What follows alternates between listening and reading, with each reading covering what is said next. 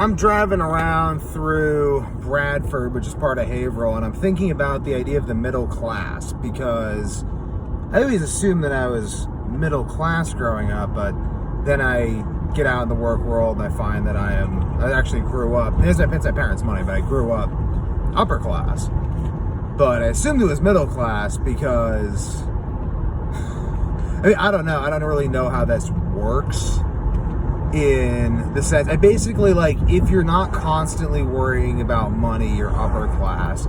If you're worrying about money, but you have enough, you're middle class. And, like for food and stuff. Not like good food, but just food.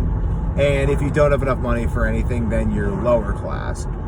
I wonder if the idea of the middle class is more of a convention than an actual thing that exists, because traditionally there's just upper and lower class. You're either a slave or you are a landowner or a business owner, merchant class.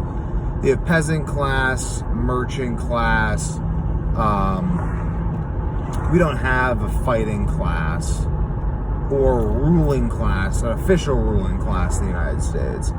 But let's say feudal Japan had the ruling class, the merchant class, the samurai caste, and the peasant caste.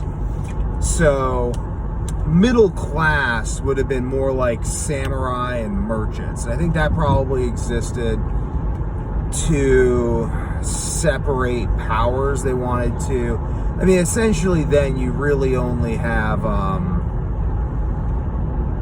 you have the ruling class, which needs to negotiate with the merchant class and the samurai class, which really just creates a structure in which whichever party doesn't really fall into the system, there's going to be some emperor who is the merchant class and the samurai caste and the ruling caste at the same time. So I think it's more of like a division of powers. You really only have the caste of people who have power, the merchants, the fighters, or the rulers. So in our society, we've separated out so if you're in the fighting class, you're basically also in the slave caste. You're not able to get into the upper caste by being in the fighting caste unless you're in the military supply caste, but that's really still kind of like the merchant caste. So our upper caste in modern America consists of the merchant caste, the merchant caste, and I'd say the ruling caste. So you're either a business owner, by which I mean you have some sort of monopoly, because if you're in competition, many businesses that look like let's say you own a Dunkin' Donuts. You're not really, I don't know, there's this interesting phenomenon that's arisen where you have operators, people who are really good operators, and operators will come into large amounts of money. People who are really good at running franchises, or for instance,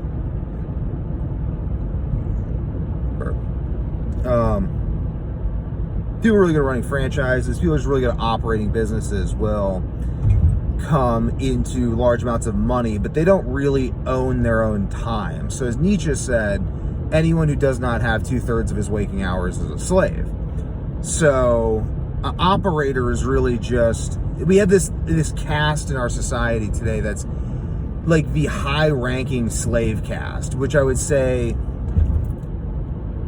that's what we consider the middle class. And it's really, it's interesting because the nature of what money is changing. I feel like currency now is actually time. That's the real currency, is time, because it doesn't matter how much money I guess also like healthy food. Like if you have like it's like brain, the real currency is like brain capacity, hours. Metabolic brain hours. That could be the new currency, because that conscious metabolic brain hours. I mean, I don't know, that's what everyone's buying. Like, if you're an operator, they buy your conscious metabolic brain capacity. If you are trained in any capacity as an engineer, a doctor, or lawyer, they buy your conscious brain capacity. Your conscious brain hours, basically. So having those to yourself, your ability to use your own brain capacity, to have control over the hours of peak brain function that you use to solve problems. Because if you could use those to solve your own problems, you could advance your class. So the only people who currently have those that's the real ruling class. If you want to see who the ruling class is, those are the people who have the time and health necessary to use their most conscious, energetic, and attentive hours to solve problems that advance themselves. And it's interesting because people don't recognize that that's real wealth. So that's going down the tube. People are becoming less healthy. They're using all their time to distract themselves. And the time they're not distracting themselves is time that is being used by some master to drive productivity for the master's benefit. And I don't say this in a Marxist sense. I just say this in a sense of, like, that's what the system does. So I think the emergence of the middle class we saw in 20th century America came as a result of the decision by people like Henry Ford that if we treat our workers as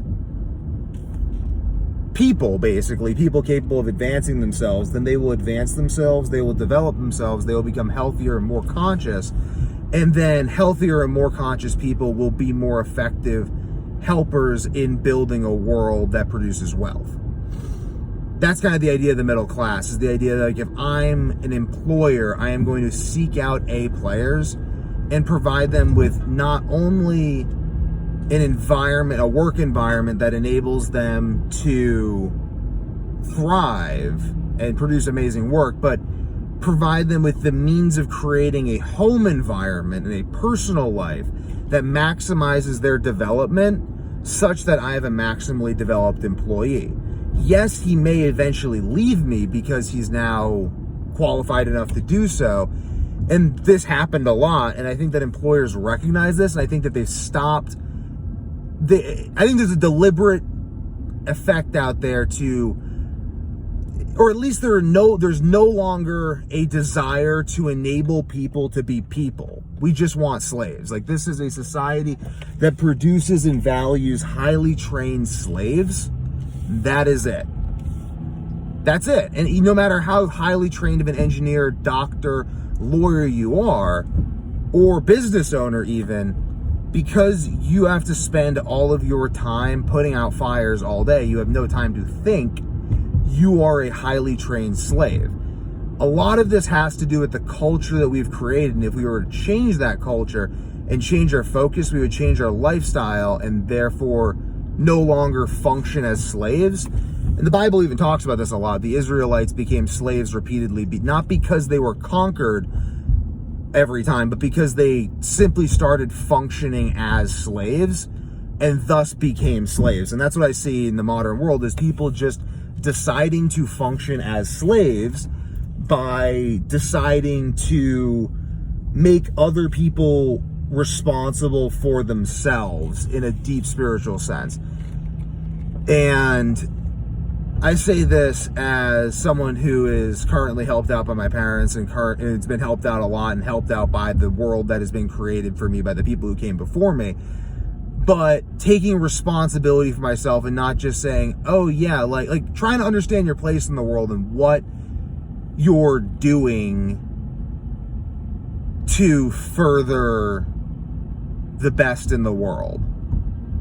I think everyone needs to do that. I think we also need to further the best in other people, and we need to take responsibility for finding what the best even is. And that's, I don't know. I mean, I'm not the judge of other people. All I'll say is I grew up in this society, and I grew up horrifically depressed, as were most of the people I grew up with.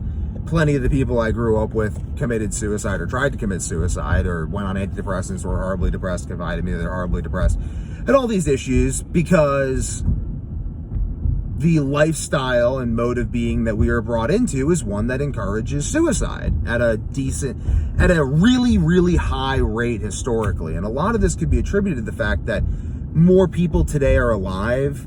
We've cut down mortality rates significantly, but we also cut down fertility rates significantly. There's just a lot of stuff that we've changed about the world, and these things that we've changed about the world seem to encourage depression and suicide, high cancer rates, heart disease rates, and I'm confident to say it isn't good. A lot of it's good, but there's a lot of problems, and I think that carefully considering this video and the ideas shared in this video will help to rectify these problems. Comment below.